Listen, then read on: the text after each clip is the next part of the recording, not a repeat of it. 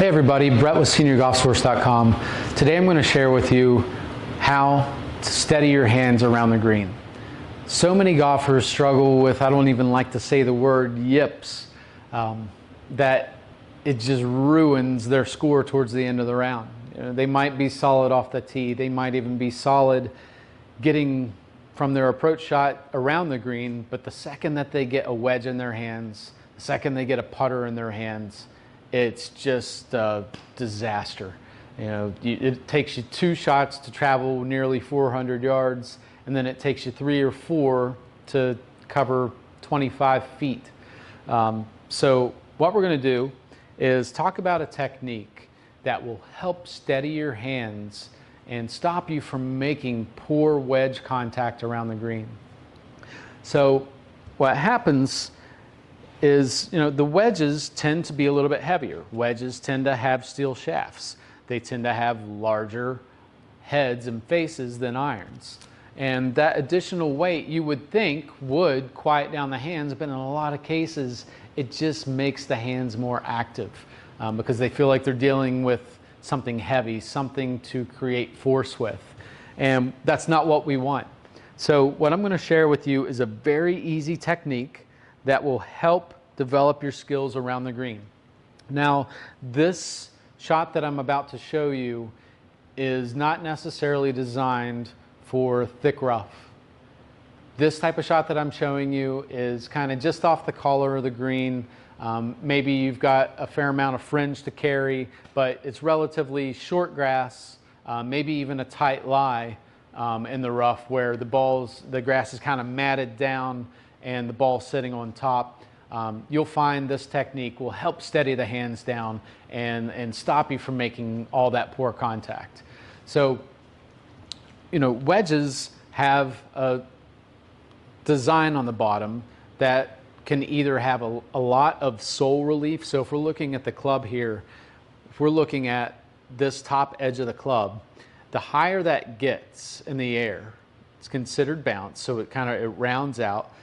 Bounce, the higher the number, the harder it is to hit off of tight lies.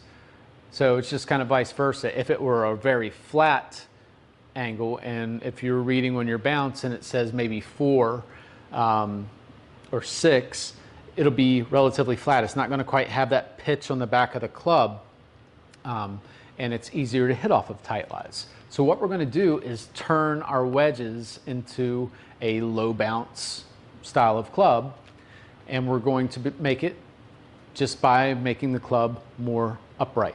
So as I start to make that club more upright, you can see if I have it more flat how the bottom edge of the club kind of points more towards the surface of the ground. But as I start to make that club more upright, you can see how it pulls that bounce away from the turf. So you're going to kind of kill 2 birds with 1 stone here. You're going to make it a lot easier to hit off of tight lies, and the setup that we're showing is more vertical. So being more vertical in position, you're simply just going to take the club, and it's going to feel uncomfortable at first. You're going to get the butt end of the club to point more towards the sternum or your trail pectoral muscle, so right there on the pec. And I'm going to grip down on the club to the bottom of the grip. Now with this setup, both my elbows are gently rested against my sides. And what I'm going to do is I'm going to use my shoulders, just like I would putting, to help kind of disable the hands. I'm not going to have my wrist involved in the swing whatsoever. So if my wrists aren't involved, I'm not going to yip, okay? So here, again, the simple key is you're set up very close. I've got about 12 inches from my trail foot to the ball, so it is in the back of my stance. I've got the butt end of the club is more towards the sternum, and in some cases it can be towards that trail pec. And what we're going to do is just hug our elbows to our sides, and I'm going to take just a shoulder motion. So from face on, this is what it looks like. My elbows are hugging my sides. All I'm doing is isolating my hands and starting and finishing my swing simply by rocking my shoulders. And you'll notice with this technique that it really takes a lot of tension out of your grip pressure. And if we're taking tension out of our grip pressure, there's a lot less that can kind of spaz and go wrong with our forearms. So, the traditional wedge setup is further away from the ball. I'm creating a lot more pressure in the grip.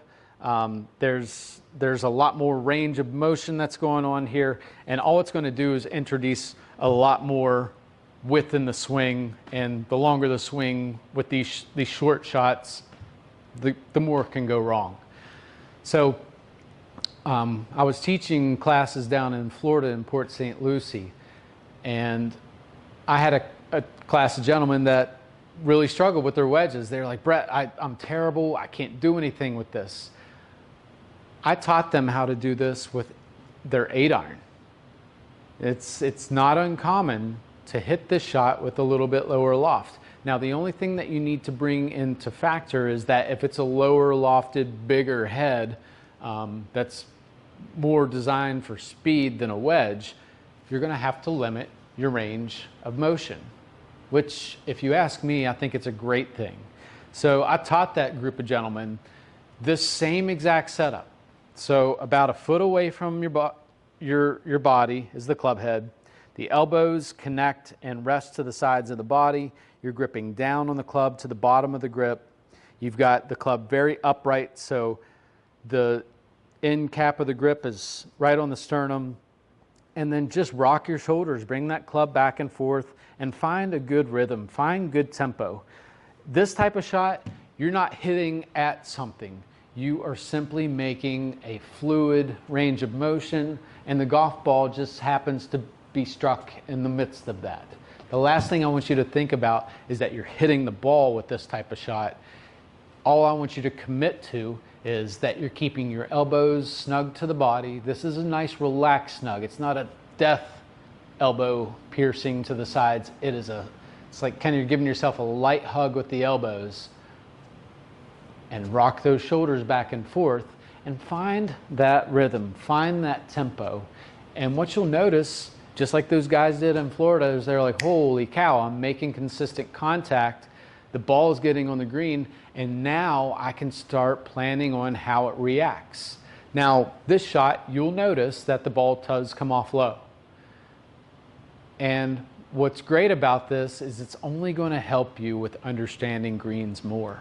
If you are using the slope of the green to get the ball closer to the hole, you're going to be paying attention a little bit more than you typically would. A lot of golfers will get wedges in their hands and they'll just look at the hole and say, I need to hit it that far. If you're using this technique, that's not only going to settle down the hands and get rid of the yips, it's going to produce that lower shot that's going to have a low trajectory, and it's going to roll. If you're kind of on a flat surface chipping, you would see that the ball would travel roughly 1/3 in the air and then 2/3 the remaining distance.